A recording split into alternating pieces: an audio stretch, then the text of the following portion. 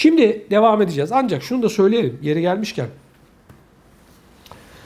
Türkiye'nin bu kadar çok sayıda göçmene ev sahipliği yapma gibi bir durumu söz konusu olamaz. Ne ekonomisi bunu kaldırabilir, ne de vatandaşları bunu kaldırabilir. Bu ırkçılık değil bu söylediklerim. Her şeyin bir limiti var. Türkiye'nin de belirli bir ekonomik gücü var. Almanya bile göçmen alırken 40 bin tane takla attırıyor. Türkiye gibi ekonomisi yeni yeni gelişmekte olan bir ülkenin milyonlarca göçmene ev sahipliği yapması ne kadar doğru ben sizlere soruyorum.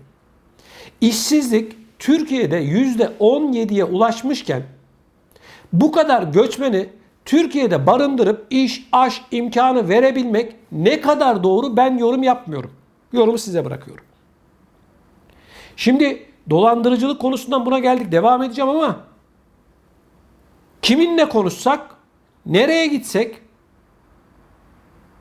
şu anda Türkiye'deki birinci gündem göçmenler. Arkadaşlar ben şunu söylüyorum. Önce benim vatandaşım. Önce benim milletim. Önce benim milletim. Tabii ki zor durumda olan insanlara yardım edelim. Tabii ki sıkıntıda olanlara el uzatalım. Ama benim kendi evimin içerisinde bir aç varken, bir işsiz varken benim evimin içerisinde ben gidip 7 yabancıya mı yardım etmeliyim yoksa evimin içerisindekine mi yardım etmeliyim? Bakın sakın beni yanlış anlamayın. Ben siyaset yapmıyorum. Olayın fotoğrafını çekiyoruz beraber. Lütfen siz de bu konuyla ilgili yorumlarınızı yazın. Şimdi evdeki aç, sefil, işsiz, güçsüz, üniversite bitirmiş. İş güç sahibi olabilmek için sınavdan sınava giriyor. Atama bekliyor. Ama biz gidiyoruz elin 7 yabancısına burada imkan sunuyoruz. Bunu ben söylemiyorum. Bunu gençler söylüyor. Ya benim şeye ihtiyacım yok. Ne onun adı? Ben gidip devlet memuru olacak halim yok. Ben kendim için konuşmuyorum bunu. Ben bu ülkede, Türkiye'de, ana vatanımızda işsizler için konuşuyorum. Ekonomik olarak zor durumda olanlar için konuşuyorum. Irkçılık yapmıyorum. Sakın öyle beni yanlış anlamayın. Zorda olan varsa ben de kendi elimden geldiği kadar yardım ediyorum zaten. Ama milyonlarca insana bu millet daha fazla ev sahipliği yapamaz. Akın akın geliyorlar. Kardeşim Avrupa gibi dünyanın en zengin ülkelerinin olmuş olduğu kıta bile artık göçmen istemezken bize ne oluyor? Türkiye'ye ne oluyor? Ben kimse ölsün istemem. Kimse savaşta işte perişan vaziyete düşsün istemem. Sakın beni yanlış anlamayın. Her seferinde söylüyorum bu çünkü beni yanlış anlayanlar olabilir. Benim derdim, benim milletim, benim ana vatanımda, vatanımda yaşayan insanlar eğer işsizse, evine ekmek götürmekte zorlanıyorsa, çocuğunu okutmakta zorlanıyorsa, bir evin hanımı bir markete, çarşıya, pazara gittiğinde 1 kilo kıyma almakta zorlanıyorsa, çarşıda, pazarda bu vatandaşın cebini yakacak kadar bir fiyat pahalılığı söz konusuysa ben bunu konuşuyorum. Gelsinler Müslüman kardeşlerimiz yardım edelim ama kardeşim benim evimdeki aç, benim evimdeki ne iş yok. Ben bunu anlatıyorum.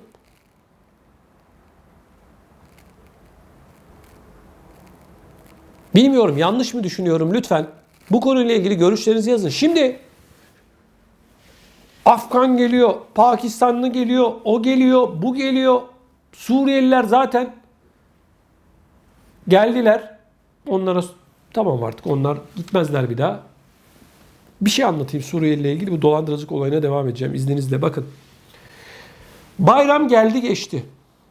Suriyelilerin bir kısmı Şanlıurfa sınır kapısından Suriye'ye gittiler. Bayramlarını akrabalarıyla beraber geçirdiler. Sonra da geriye geldiler. Kardeşim ben bu uygulamayı yanlış buluyorum. Gidiyorlar, geziyorlar. Geliyorlar sonra. Ya kardeşim sen savaştan kaçmadın mı? Belli ki savaş yok artık o senin gittiğin bölgede. Git kardeşim o zaman. Ben olsam kesinlikle bayram seyran tanımam, göndermem kardeşim bunları. Ya da giden gelmeyecek kardeşim diyeceğim. Bitti, bu kadar. Bu nedir ya? Bayrama gezmeye gidiyorlar. Almanya'da mülteci olanlar, Suriyeliler Suriye'ye gezmeye gidebiliyor mu? Fransa'dakiler Suriye'ye gezmeye, bayrama gidebiliyor mu? Gitsinler, hemen Almanya der ki kardeşim hayırdır? Tamam gelmiyorsun, bitti, kapattık. Hadi sınır dışı, deport. Bitti. Ya bu nedir ya? Ya Türkiye'nin sonsuz bir parası mı var ya bu insanlara bakacak? Anlamadım ki ben.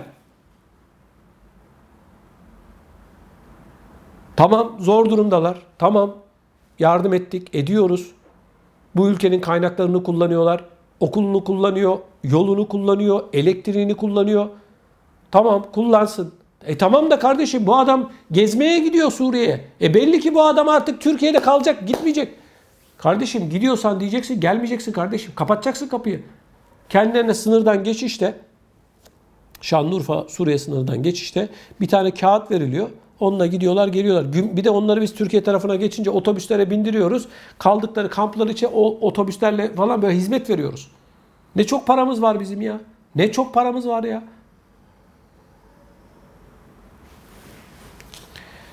Kusura bakmayın. Suriyeliler de izliyor olabilir beni. Ama kusura bakmayın kardeşim. Bak kusura bakma. Bu ülkenin sonsuz kaynakları yok. Aynı şey bizim başımıza gelseydi siz bize bu iyilikleri yapar mıydınız? Asıl soru bu işte. Aynı şeyi bizden hiç kimse, bak hiçbir vatandaş, bir Türk savaş olduğunda yerini yurdunu bırakıp başka bir yere kaçmaz. Bak hiçbir şekilde kaçmaz. Sizdeki vatan kavramıyla, bayrak, millet kavramıyla bizimki biraz farklı. Biraz değil, bayağı farklı. Onun için bir de görüyorum bu Suriyeliler, işte diğer mülteciler bazı olaylara karışıyorlar. Büyük şehirlerde falan. Devam ediyoruz bu dolandırıcılık haberine. Göç İdaresi Genel Müdürlüğü'nde görevli özel güvenlik şefi yönlendirdiği çetenin içinde avukatlar, doçentler, bakanlık danışmanları, göç idaresi çalışanları ve eski belediye başkanlarının olduğu tespit edildi. Çetenin birçok şehirde yüzlerce göçmen ve sığınmacıyı dolandırdığı belirlendi. Çete üyeleri sığınmacıların güvenini sağladıktan sonra Türk vatandaşlığına geçmek isteyenlerden $1.500 alarak işlemlerini başlattı. Çetenin vatandaşlık almak isteyen yabancılara $100.000'lık gayrimenkulün değerini ekspertiz aracılığıyla $250.000 çıkarttıkları da öğrenildi. Biliyorsunuz Türkiye'de $250.000 bir gayrimenkul ev alırsanız vatandaşlık alıyorsunuz. Bir de böyle bir şey var. Ayrıca mezarlık ve metruk binaları adres olarak göstererek yüzlerce göçmen ve sığınmacıya oturma, ikamet izni aldıkları kaydedildi. Bu çetenin başı olduğu iddia edilen kişinin aralarında bulunduğu 11 kişi tutuklandı. Bazı çete üyeleri adli kontrol şartıyla serbest bırakılırken bazıları da ev hapsine çarptırıldı. Şimdi değerli izleyicilerimiz, $250.000 verene Türkiye Cumhuriyeti pasaportu veriliyor, vatandaşlığı veriliyor. Bununla ilgili de ne düşünüyorsunuz? Gerçekten çok merak ediyorum. Lütfen bu videonun altına yaşamış olduğunuz ülkeyi anlatarak, o ülkede vatandaşlığın nasıl alındığını anlatarak Türkiye ile lütfen bir kıyaslayın. Rica ediyorum sizlerden. Görelim bakalım. Bazıları bana inanmıyor ya. Görelim bakalım. Öyle vatandaşlık, Alman vatandaşlığı, Fransız, Hollanda, İsveç, İsviçre, Belçika, Avusturya, Amerika Birleşik Devletleri ve daha diğer ülkeler. Bakalım vatandaşlık böyle $250.000 verince alınıyor mu? Sizlerden lütfen rica ediyorum. Lütfen yazın. Bu nedir ya? Bu nedir arkadaş ya?